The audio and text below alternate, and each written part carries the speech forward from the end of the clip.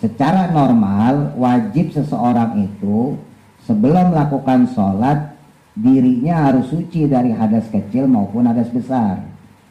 Nah gimana kalau kesulitan? Amma faqidut tahuraini, maka adapun orang yang kesulitan dalam dua suci tersebut, maka fasolatuhu, maka sholatnya orang yang sholat tersebut itu shahihatun, tetap sah.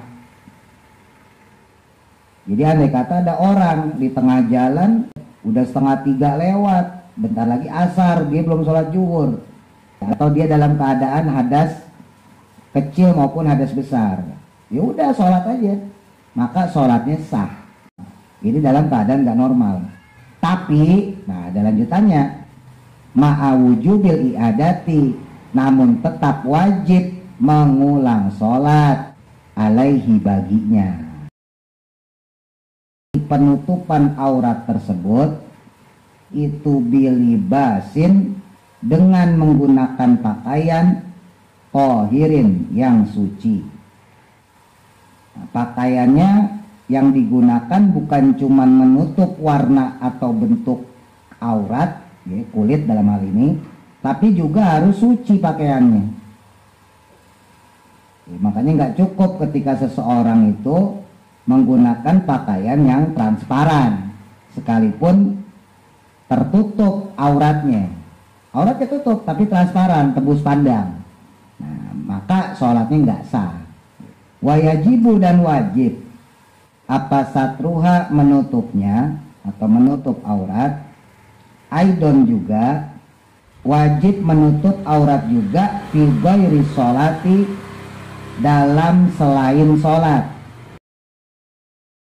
Warabi'u, adapun syarat sah yang keempat itu al ilmu, mengetahui, bidukhulil waktu, dengan masuknya waktu sholat, atau setidaknya auzamni dukhulihi, atau menduga masuknya waktu sholat, tapi menduganya bil ijtihadi, dengan ijtihad, dengan usaha.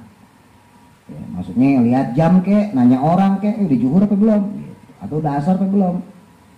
Nah, falau sholat, maka jika seseorang sholat bi ghairi dzalika, dengan tanpa kedua hal tersebut, maka lam tasihha, tidaklah sah apa sholatuhu, sholatnya. Wa in sodafa, walaupun tepat atau sesuai al-waqta, akan waktunya.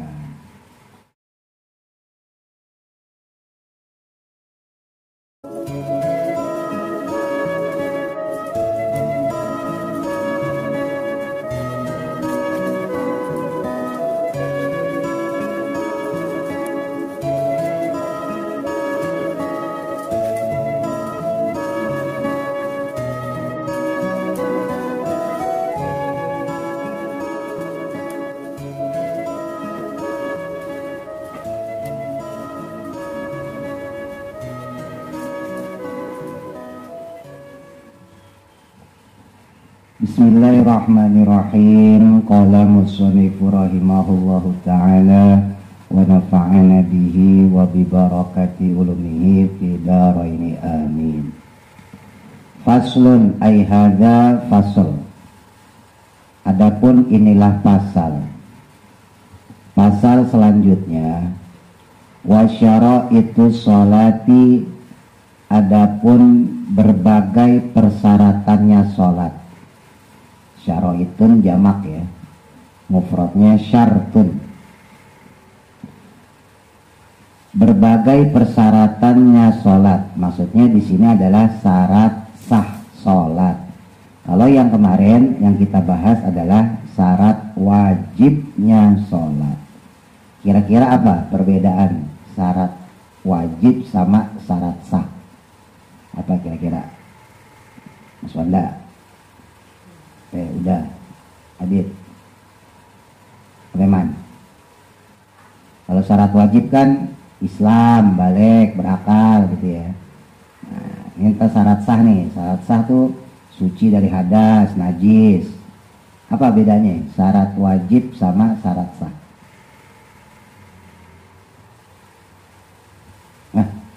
udah bertahun-tahun sholat. Apa bedanya? Kalau syarat wajib itu terkait sama individu, ya, dalam hal kewajiban secara syariat. Nah, itu syarat wajib, ya. Nah, kalau syarat sah itu terkait sama ibadahnya sendiri. Ya, jadi kalau syarat wajib itu terkait dengan individu orangnya, sedangkan syarat sah itu terkait dengan ibadahnya. Nah, nanti kan ada lagi perbedaan syarat sama rukun. Ya, kalau syarat sebelum melakukan, kalau rukun saat melakukan, itu ya. Nah, syarat sendiri itu ada syarat wajib, ada syarat sah. Ya, kalau wajib berarti terkait dengan individunya.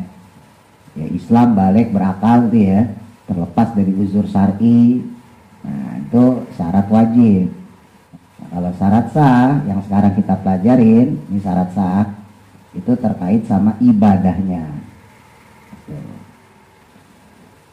Syarat-syaratnya sholat. Qabla dukhuli, sebelum masuk atau sebelum berada, fiha, di dalamnya. Rujuknya ke as-sholat. Sebelum masuk dalam sholat.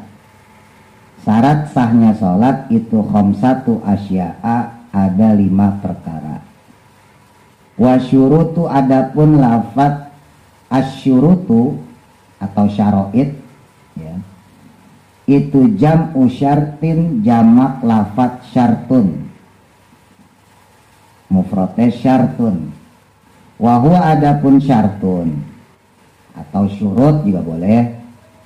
Yang dimaksud dengan syarat lugatan dalam bahasa itu al-alamatu, artinya tanda. Nah, syarat sendiri secara bahasa artinya tanda.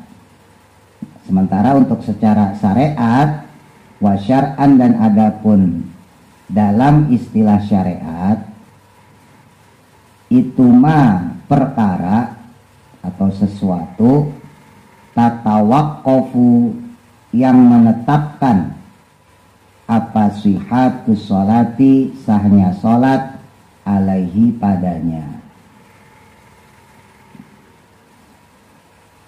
Jadi kalau secara bahasa itu artinya tanda, yang namanya syarat. Tapi kalau secara syariat yang dimaksud dengan syarat yaitu perkara yang menentukan sahnya sholat. Artinya ketika melakukan sholat, walaupun rukun dijalankan, tapi kalau syarat sahnya gugur, maka juga ikut gugur tuh sholat. Ya, misalnya nanti ada syarat suci dari hadas, berarti dalam keadaan wudhu ya. Nah, ketika sholat kok kentut, nah maka batal juga sholatnya, walaupun ini tidak termasuk rukun. Ya, orangnya tetap dia niat, dia takbiratul ihram, dia Fatihah, nggak ada yang dilanggar. Tapi syarat sahnya batal, kentut dia, berarti hadas, dia berarti batal juga sholatnya. Jadi syarat sah itu menentukan sholat itu sendiri, walaupun tidak dilakukan pas sholat. Kan nggak mungkin wudhu pas sholat, ya. Wudhu dilakukan di sebelum, kan gitu, sebelum sholat. Nah, tapi walaisa juz'an minha, walaisa juz'an, namun bukan bagian, minha, darinya, dari sholat. Ya, tapi syarat sah sholat itu bukan bagian dari sholat itu sendiri. Ya wudhu gitu kan bukan bagian dari sholat. Wudhu mah terpisah. Buktinya apa? Buktinya ya wudhu bisa diganti dengan tayamum, kan gitu. Andai kata kita nggak nemu air atau kita lagi berhalangan untuk menggunakan air, maka diperbolehkan tayamum. Nah, beda sama rukun. Kalau rukun nggak bisa diganggu gugat. Ya, niat nggak niat ya nggak sah sholatnya. Takbiratul ihram, nggak takbiratul ihram ya nggak sah sholatnya. Gitu. Fatihah diganti, ya kecuali uzur ya. Kalau yang normal ya kagak boleh. Nah, orang kok ninggalin rukun, ya maka nggak sah, karena memang nggak ada gantinya, gitu. Tapi kalau untuk syarat sah dia ada gantinya. Gitu. Wa kharaja dan adapun, mana dasarnya keluar ya. Maksudnya di sini pengecualian. Makna hasilnya kharaja keluar, tapi maksudnya di sini pengecualian. Wa kharaja dan adapun pengecualiannya bihadzal qayyidi, dengan batasan ini. Qayyid itu batasan, itu ar-ruknu, yaitu rukunnya sholat. Jadi dengan demikian syarat sah sholat ini mengecualikan rukun sholat itu sendiri. Fa'innahu, karena sesungguhnya dia rukun sholat maksudnya itu juz'un, adalah bagian minas sholati, dari sholat. Jadi kalau rukun dia bagian dari sholat yang nggak bisa diganggu gugat. Ya. Oke. Asyartul awalu, asyartu adapun syarat, al awalu yang pertama. Syarat sah yang pertama dari sholat itu toharatul a'dha'i minal hadasi. Itu toharatul a'dha'i, sucinya anggota badan orang yang sholat. Nah, teman-teman tulis saja musolli, diingat-ingat. Musolli orang yang sholat. Kalau musola tempatnya sholat. Nanti saya ke depan nyebutnya musolli aja ya, biar teman-teman terbiasa. Suci anggota badannya minal hadasi, dari hadas. Al asgori, baik yang kecil, maksudnya hadas kecil. Wal akbari, dan besar, maksudnya hadas besar. Tapi itu indal kudroti, jika mampu memenuhinya. Secara normal wajib seseorang itu sebelum melakukan sholat dirinya harus suci dari hadas kecil maupun hadas besar. Berarti dia harus wudhu kalau dia hadas kecil. Berarti dia harus mandi junub kalau dia hadas besar. Tapi kalau itu normal, ya, makanya disebut indal kudroti, jika dia mampu memenuhinya. Nah, gimana kalau kesulitan? Amma faqidut tahuraini, maka adapun orang yang kesulitan dalam dua suci tersebut, ya, bisa dimaknain ke asgor dan akbar, hadas kecil maupun hadas besar. Bisa juga dimaknai alat bersuci, ya, air dan tayamum. Ini dua makna ini. Nah, orang yang kayak gitu maka fasolatuhu, maka sholatnya si musolli, sholatnya orang yang sholat tersebut itu sohihatun, tetap sah. Jadi andai kata ada orang di tengah jalan, misalnya gitu ya, udah 2:30 lewat, bentar lagi asar, dia belum sholat zuhur, nggak nemu air, nggak nemu tanah, ya, atau dia dalam keadaan hadas kecil maupun hadas besar, ya udah sholat aja, maka sholatnya sah.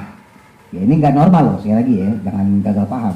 Ini dalam keadaan nggak normal, karena waktunya mepet, ya, maka mau nggak mau dia harus melaksanakan sholat zuhur dalam keadaan hadas, ya. Nah, maka orang yang melaksanakan sholat seperti itu tetap sah. Tapi, nah, ada lanjutannya, ma'awujubil i'adati alaihi, ma'awujubil i'adati, namun tetap wajib mengulang sholat alaihi, baginya. Tapi nanti kalau keadaan normal, seandainya habis sholat dia jalan, ya, terus kemudian nemu air atau nemu tanah, bisa dia terbebas dari hadas asgor maupun akbar, hadas kecil maupun hadas besar. Wajib buat dia untuk wudhu atau tayamum untuk melaksanakan sholat dengan sempurna. Atau misalnya orang sakit, ya, ada orang sakit, ya, nggak bisa menggunakan air atau menggunakan debu untuk tayamum. Nah, maka ya udah sholat di rumah sakit dalam keadaan sebisa mungkin. Nanti kalau dia sembuh, maka cukup iadah, diulang, ya, dikodok sholat-sholatnya itu. Nah, terus fungsinya apa dong kalau kodok-kodok juga, iadah juga, sama aja. Mendingan gak usah sholat sekalian. Nah, itu salah. Tujuannya apa? Ingat, sholat itu kan tiang agama, wajib ya. Nah, ketika orang sholat dalam keadaan seperti itu, dalam keadaan gak normal ya, dalam keadaan uzur, maka secara pembebanan syariat gugur. Artinya dia gak dosa. Andai kata dia gak ada umur, belum sempat iadah, belum sempat mengkodok sholatnya, maka dia tidak terkena hukum dosa. Ya, kalau dia mati berarti nggak perlu dibayarin fidyah, gitu. Beda halnya kalau orang yang sengaja emang ninggalin sholat. Nah ternyata nggak ada umur, belum sempat iadah, belum sempat mengkodok, maka dia dosa. Dan keluarganya wajib mengeluarkan fidyah. Nah konsekuensinya itu, ya. Jadi jangan dianggap sama. Wah kan kalau iadah juga, diulang juga sama aja, mendingan gak usah sholat sekalian. Nah, nggak begitu. Ya secara syariat tetap beda, ya. Titik. Terus bukan cuma suci dari hadas kecil maupun hadas besar, tapi juga wa taharatun najasi, dan juga suci dari adanya najis. Alladzi la yu'fa, yang mana najisnya tidak dimakfu atau najisnya tidak dimaklumi, tidak ditolerir, anhu padanya, fi saubin, baik pada pakaiannya, wa badanin atau pada badannya, wa makanin atau tempatnya. Jadi bukan cuma suci hadas kecil, hadas besar, tapi juga harus suci dari najis yang tidak dimakfu. Ya. Kalau najis yang dimakfu, ngalet, nyamuk, itu kan najis yang dimakfu ya. Nah itu nggak ada masalah. Tapi kalau najis yang nggak dimakfu, baik najis ainiyah maupun najis yang hukmiyah, ya, misalnya kencing, ya, kencing apa, kencing bayi misalnya gitu. Nah maka nggak sah sholatnya, karena ini termasuk syarat, ya. Jadi harus suci dari najis yang tidak dimakfu. Nah wasayad guru, dan akan menjelaskan siapa al-musannifu musannif, pengarang kitab nanti akan menjelaskan hadal akhiro, akan masalah kesucian yang terakhir, maksudnya yang tempat tuh ya, sucinya tempat. Kan ada suci pakaian, suci badan, suci tempat. Nanti akan dibahas qoriban pada waktu yang dekat. Maksudnya di depan ada masalah kesucian tempat. Jadi pakaian, badan, dan juga tempat harus suci dari najis. Titik. Wasani, dan adapun syarat sah yang kedua. Syarat sahnya sholat yang kedua itu satru launil aurati, menutup warna atau bentuknya aurat, indal kudroti, ketika mampu. Sama ini juga, kalau dia mampu untuk menutupi aurat, berarti dalam keadaan normal. Walaupun adanya siapa asyakhsu, seseorang, maksudnya orang yang melaksanakan sholat itu kholian, sendirian, fi zulmatin, dalam tempat yang gelap. Kalau keadaannya normal, artinya dia punya pakaian untuk bisa menutupi auratnya, sekalipun dia berada sendirian, kan gak ada yang lihat ya, atau dia berada di tempat yang gelap, berarti gak kelihatan sekalipun dia telanjang. Nah, tetap wajib menutup aurat. Gitu. Yang membedakan adalah kalau orang sendirian atau berada di tempat gelap, kalau dia buka aurat nggak berdosa. Kalau nggak ada yang lihat, itu aja. Tapi secara syariat sholat tetap harus ditutup auratnya kalau dia mau melaksanakan sholat. Gitu. Nah, kalau dia nggak mampu, fa'in ajaza, maka jika dia tidak mampu, ajaza makna aslinya lemah, ya. Asluhu do'ifun, makna aslinya do'if, lemah. Tapi maksudnya di sini nggak mampu. Ansatriha, untuk menutupnya. Kalau dia nggak ada kemampuan untuk menutup aurat, ya, misalnya bajunya semua najis, lah gitulah, bajunya najis semua. ya. Sementara dia harus sholat di kamarnya sendirian, nggak ada baju lagi, sholat, maka dia boleh sholat arian dalam keadaan telanjang. Tapi sholatnya wala yu'mi'u, tanpa melakukan isyarat biruku'i saat ruku' wasujudi dan sujud. Sholatnya nggak boleh pakai isyarat, sholatnya tetap sholat normal, ya, nggak boleh dia pakai isyarat. Bal yatimmuhuma, tetapi tetap sempurna keduanya. Maksudnya rukunya dan sujudnya harus tetap sempurna seperti orang normal, walaupun dia sholat dalam keadaan telanjang. Dan wala i'adata, tanpa perlu mengulang alaihi baginya. Dan sholat yang seperti itu tidak perlu diulang kalau dalam kondisi tidak normal, ya, darurat, terpaksa harus sholat dalam keadaan telanjang. Oke. Wa yakunu, dan adapun melaksanakan apa satrul aurati, penutupan aurat tersebut, itu bilibasin, dengan menggunakan pakaian tohirin, yang suci. Nah, pakaiannya yang digunakan bukan cuma menutup warna atau bentuk aurat, ya, kulit dalam hal ini, tapi juga harus suci pakaiannya. Ya, makanya nggak cukup ketika seseorang itu menggunakan pakaian yang transparan, sekalipun tertutup auratnya. Auratnya tutup tapi transparan, tembus pandang. Nah, maka sholatnya nggak sah. Titik. Wajibu, dan wajib apa satruha, menutupnya atau menutup aurat. Aidon, juga wajib menutup aurat juga fi ghairi sholati, dalam selain sholat. Anin nasi, dari orang-orang. Selain sholat atau di luar sholat, wajib bagi kita juga menutupi aurat dari penglihatan orang-orang. Dan juga wafil hulwati, dan pada tempat yang sepi,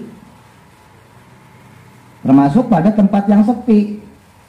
Di rumah lagi kosong, orang pada pergi, ya tutup aurat, jangan mentang-mentang sendirian nggak nutup aurat, ya. Illa, kecuali lihajatin, karena adanya hajat, adanya kebutuhan. Beda halnya kalau kita punya hajat, punya kebutuhan. Contohnya apa? Minil salin, seperti ketika mandi. Walaupun secara adab kalaupun mandi, kalau bisa tetap tertutup minimal organ vital, ya. Yang laki-laki, yang perempuan, alat kelamin kalau bisa tetap tertutup.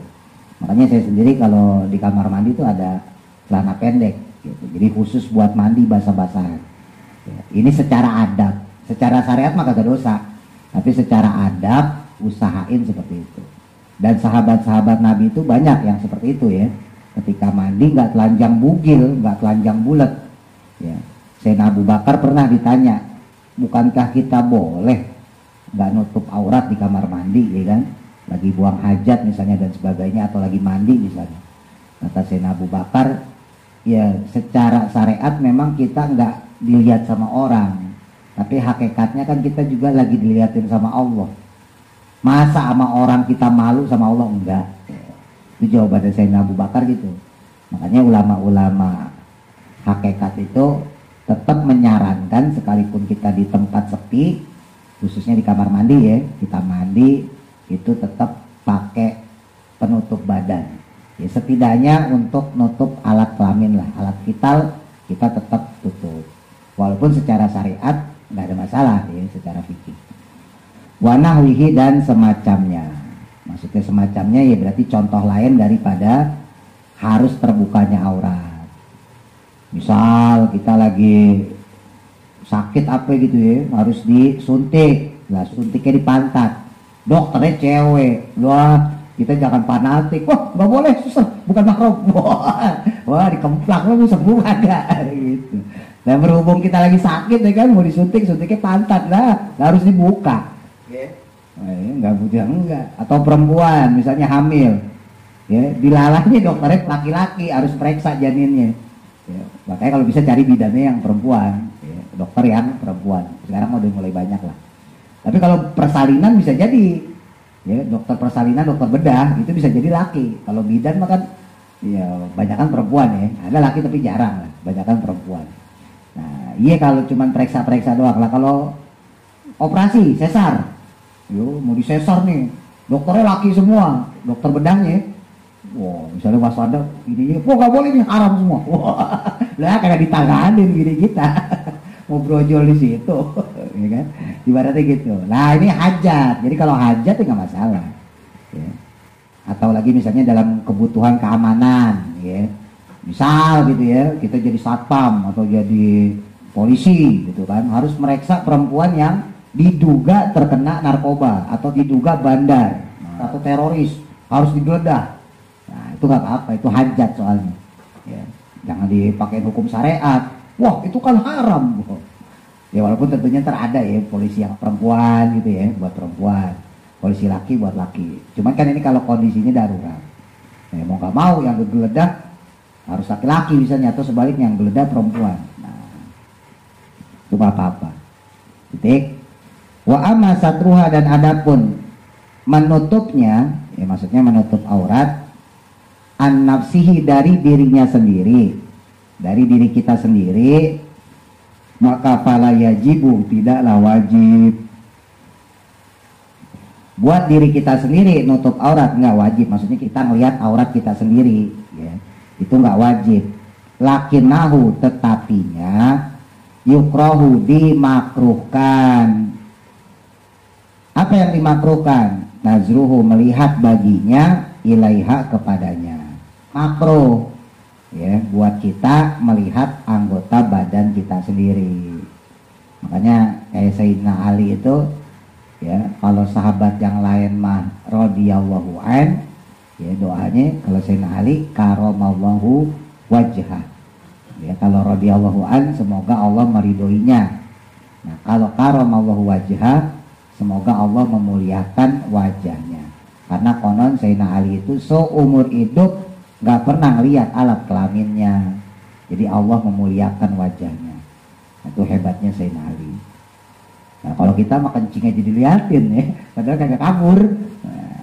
Nah makruh, tidak sampai haram tapi makruh melihat aurat kita sendiri. Titik. Wa auratuz zakari ma baina suratihi wa rukbatihi. Wa auratuz zakari, dan adapun auratnya laki-laki. Buat laki-laki auratnya itu ma, sesuatu, maksudnya anggota badan, baina suratihi, antara pusernya, wa rukbatihi, dengan dengkulnya, ya, dengan lututnya. Buat laki-laki antara pusar sama lutut. Ya, cuma nanti ada adab, mentang-mentang antara pusar sama lutut kita sholat kayak anduk doang. Tahu ada penting pusarnya ketutup sama lututnya ketutup, ya nggak boleh gitu. Ntar goal geol ya kan. Ya ada adab, ya tetap pakai baju koko gitu ya, peci. Nah itu nanti adab maksudnya. Wakanda, dan demikian pula halnya al-amatu, bagi budak perempuan. Sama, budak perempuan juga begitu. Tapi kalau yang perempuan merdeka, bukan budak, wa auratul hurati, adapun untuk auratnya wanita merdeka, fi sholati, di dalam sholat, itu ma, yaitu perkara, maksudnya bagian anggota badan dia, siwa wajhiha, yang selain wajahnya. Kalau di dalam sholat auratnya perempuan seluruh badan kecuali wajahnya, wa kaffaiha, dan juga telapak tangannya, zohron, baik bagian zohir, bagian luar, wabatinan dan bagian dalam, ilal ku'aini sampai kedua pergelangan tangannya. Kalau di dalam sholat, perempuan auratnya seluruh badan kecuali muka dan telapak tangan. Nah, telapak tangan batasnya itu sampai pergelangan. Jadi kalau sampai kelihatan nih ininya, nah, batal dia sholatnya. Makanya hati-hati kalau perempuan sholatnya pakai kaos, terus pakai mukena langsung. Nah itu rawan tuh, ntar tangannya bisa kelihatan, batal sholatnya. Makanya pakai tangan panjang. Ya, kalau cuma pergelangan tangannya nggak apa-apa. Ya, tapi kalau sampai kelihatan bagian ininya nih, nah, padahal batasnya kan pergelangan, ya, maka batal sholatnya.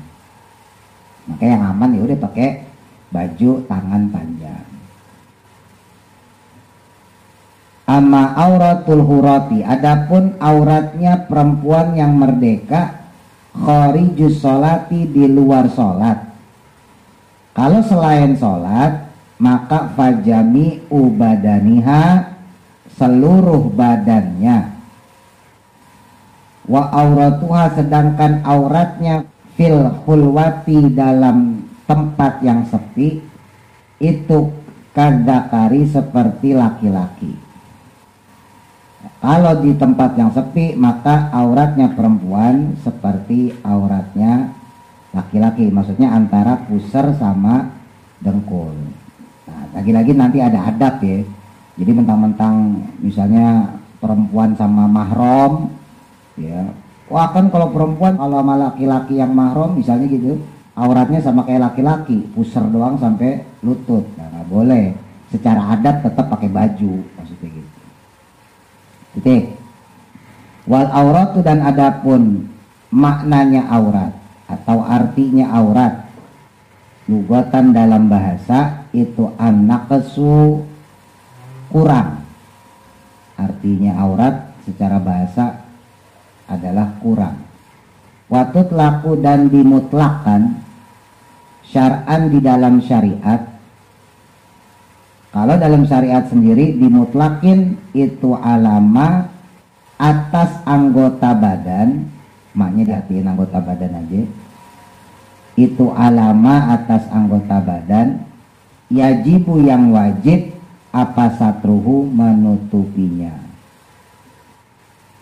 Kalau secara syariat yang namanya aurat anggota badan yang wajib ditutupi.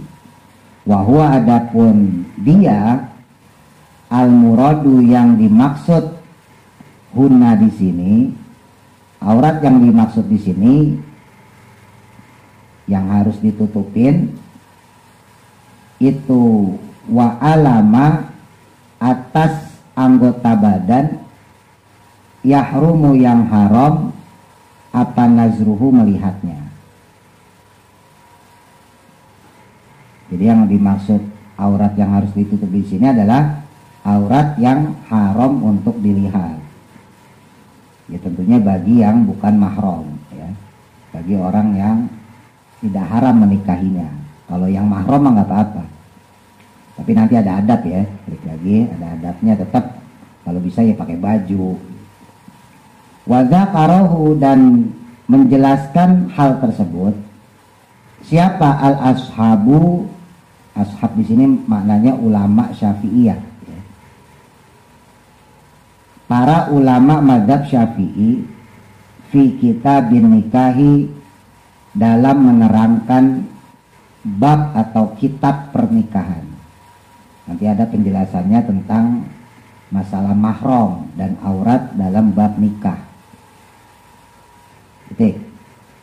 Wasali, sudah adapun syarat sah yang ketiga itu al-wuqufu, ya, melakukan sholat, maksudnya itu al-wuqufu, melakukan sholat, ala makanin, pada tempat, tohirin, yang suci. Nah, bukan cuman badan dan juga pakaian yang suci, tapi tempatnya pun harus suci. Maka falatasihu, tidaklah sah, apa sholatu syakhsin, sholatnya seseorang, yulaki yang bertemu apa ba'du badanihi sebagian pada badannya, aulibasihi atau pakaiannya, bertemu apa? Najasatun, perkara yang najis. Walaupun cuma sebagian badannya dia atau pakaiannya dia yang bertemu dengan tempat yang ada najisnya, misalnya di bagian tempat sujudnya ada kotoran apa gitu ya, kotoran cicak. Nah, tapi pas tempat sujud dia, ya maka nggak sah.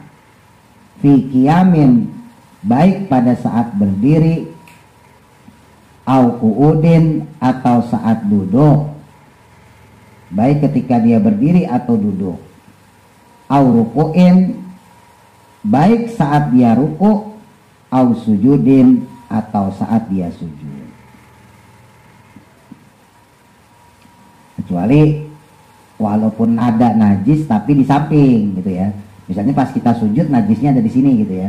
Nah nggak kena ke area sujud kita. Nah itu nggak apa-apa. Tapi kalau ada di antara area sujud kita, walaupun mungkin najisnya nggak nempel, ya misalnya kayak kotoran cicak ya, cicak ada pas di depan tempat kita sujud. Nah pas kita sujud kena nih hidung kita, walaupun pas kita bangkit jatuh lagi tuh, ya tetap nggak sah. Gitu. Cicak yang kering kan, ya nggak nempel dia, teman-teman bangkit jatuh lagi. Nah, tapi tetap nggak sah, walaupun dia nggak mengikuti. Titik. Warabi'u adapun syarat sah yang keempat. Syarat sah yang keempat itu al ilmu, mengetahui, bidukhulil waktu, dengan masuknya waktu sholat. Wajib tahu masuknya waktu sholat, atau setidaknya auzamni dukhulihi, atau menduga masuknya waktu sholat. Tapi menduganya bil ijtihadi, dengan ijtihad, dengan usaha. Ya, maksudnya lihat jam kek, nanya orang kek, udah zuhur apa belum? Atau udah asar apa belum? Jadi mengetahui masuknya waktu sholat itu juga menjadi syarat sahnya sholat. Jadi seandainya kita baru bangun tidur, kelayangan, belum loading lah ibaratnya gitu ya. Wah, udah zuhur apa belum nih? Kita main sholat aja. Walaupun udah zuhur, ya nggak sah. Makanya penuhin dulu, diem dulu, ya lihat jam segala macam. Nah itu bagian dari ijtihad, jadi bagian kita usaha. Oh udah masuk zuhur nih, baru kita sholat atau dengar azan, nah, gitu ya. Jadi harus yakin ketika masuk waktu sholat, baru kita melaksanakan sholat. Nah falau sholat, maka jika seseorang sholat, kalau musolli, orang yang sholat, dia sholat kok bigoiri dzalika, dengan tanpa kedua hal tersebut, maksudnya nggak mengetahui waktu sholat, nggak juga menzon, ya nggak juga menduga masuknya waktu sholat, maka lam tasihha, tidaklah sah apa sholatuhu, sholatnya, maka sholatnya nggak sah. Wa in sodafa, walaupun tepat atau sesuai al-wakta, akan waktunya, walaupun dilakukan di dalam waktu sholat.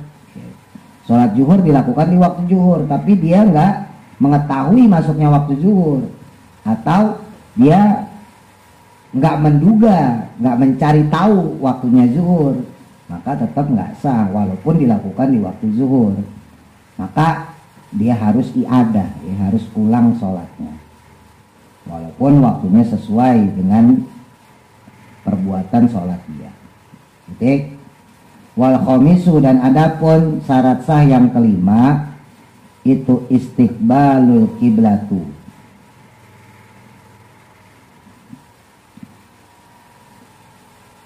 itu istiqbalu, menghadap, al kiblata, akan kiblat.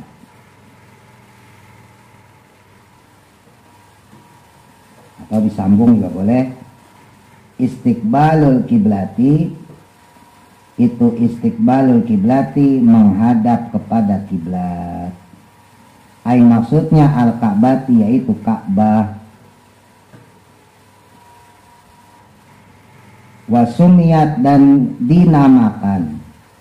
Ka'bah dinamakan kiblatan akan nama kiblat. Ka'bah dinamakan kiblat li'annal musolliya, karena sesungguhnya orang yang sholat, musolli itu yuqabiluha, menghadapnya. Jadi diambil dari kata qabila, diambil dari kata qabala, menghadap, makanya disebut qiblat. Wa ka'batan atau wa ka'batun boleh, kalau disambung kita masukin sumiyat dia jadi maf'ul sama wa sumiyat kiblatan, maka di sini wa ka'batan. Atau kalau dijadiin mubtada sendiri boleh wa ka'batun. Adapun penamaan Ka'bah, kenapa dinamain Ka'bah? Lirtifaiha, karena ketinggiannya. Maksudnya ketinggian Ka'bah. Ka'bah itu maknanya dua, bisa kotak ya atau kubus, ka'bun, bisa juga tinggi. Ka'bun itu maknanya bisa kotak ya atau kubus, bisa juga tinggi. Nah, makanya disebut Ka'bah. Wastiqbaluha, dan adapun menghadapnya, menghadap kiblat dalam hal ini bisodri, dengan dada ya, jadi bukan dengan kepala. Jadi seandainya kita mau ngeludah ke kiri ke kanan nggak membatalkan sholat ya. Barangkali kita batuk ya, ludahin nggak apa-apa sebelah kiri kalau ludah ya. Nah, itu kan berarti kita menoleh dari kiblat. Nah, nggak apa-apa selama dadanya masih menghadap kiblat. Tapi ngeludahnya otomatis pas sholat sendiri ya. Kalau sholat jamaah repot. Dah, sampingnya Mas Wanda. Ini kalau sholat sendiri misalnya gitu. Nah, kalau sholat jamaah gimana? Sebetulnya juga boleh juga diludahin atau diambil dilepeh. Ya. Nah, kalau ludah mah kagak najis ya. Kalau darah baru najis. Nah, menghadap dengan dada kita ke arah kiblat itu syartun, menjadi syarat.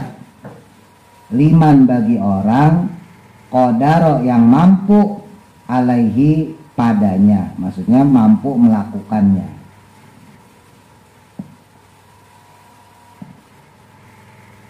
Wastasna, dan mengecualikan.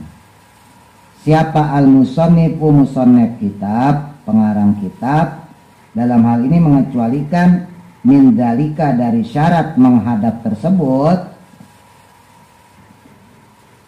ma, dengan ya, ucapan, maksudnya di sini qaul, ma, dengan sesuatu, maksudnya ucapan atau qaul, zakarohu, yang beliau mengatakannya, biqaulihi, dengan qaulnya beliau, wa yajuzu tarkustikbalil kiblati fi halataini fi syiddatil khaufi ila akhirih.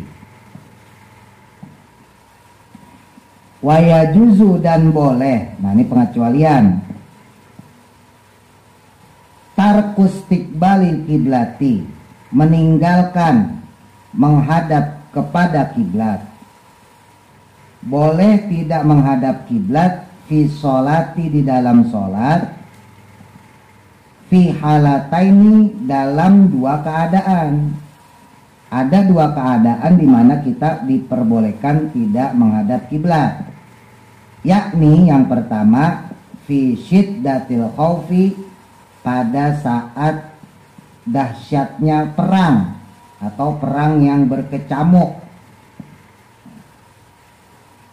Fi qitalin, dalam medan perang. Fi qitalin, dalam peperangan, juga boleh.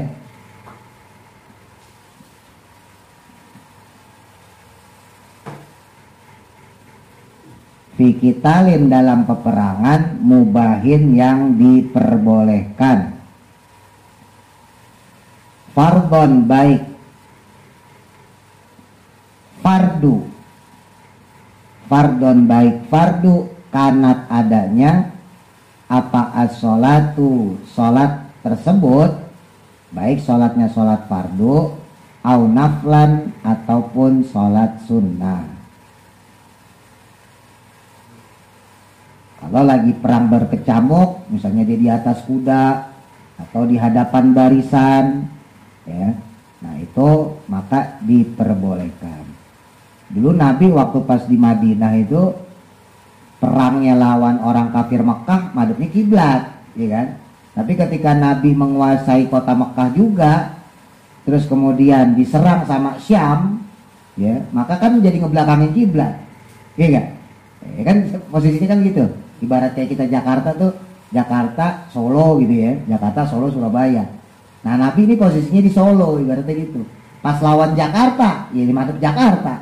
Tapi pas lawan Surabaya, lah kan madep ke sono, jadi belakangin, ya kan? Nah itu kalau dalam perang diperbolehkan.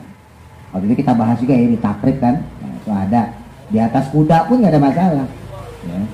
Baik sholat fardu maupun sholat sunnah. Nah yang kedua diperbolehkan tidak menghadap kiblat wafin nafilati dalam sholat yang sunnah. Sholat sunnah tersebut fi safari pada saat safar, saat bepergian, ala rohilati pada suatu perjalanan.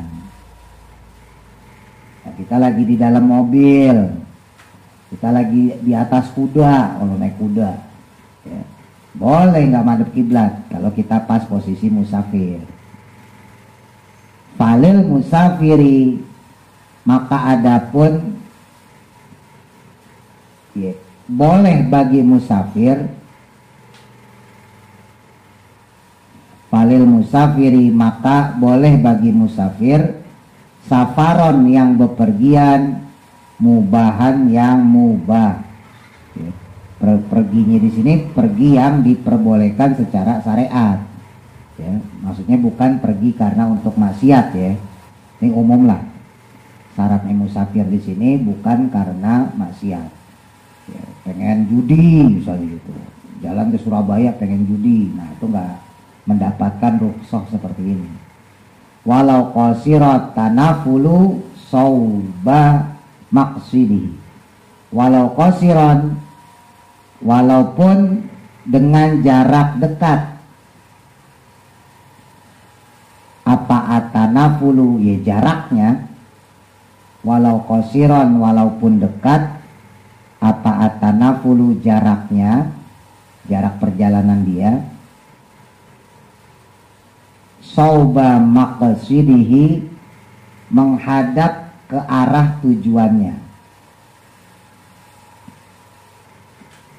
Ya, walaupun dekat, ya, jaraknya, dan menghadap ke arah tujuan dia. Bisa juga dia membalik ke arah kiblat. Waraqibud dabati, dan juga